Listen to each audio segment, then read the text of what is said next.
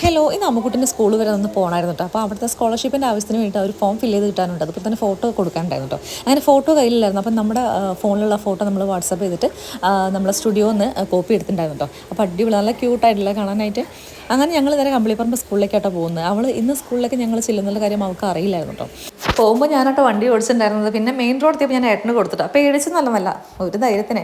അപ്പം നേരെ സ്കൂളിലെത്തി lunch break ആണെന്ന് തോന്നുന്നു. ഒരുപാട് കുട്ടികൾ മുറ്റത്തിറങ്ങി നടക്കുന്നുണ്ടായിരുന്നു കേട്ടോ. അങ്ങനെ നേരെ ഞാൻ ക്ലാസ്സിലെത്തി. എന്നെ കണ്ടപ്പോൾ അമ്മ ആകെ പതറി നിൽക്കുക കേട്ടോ.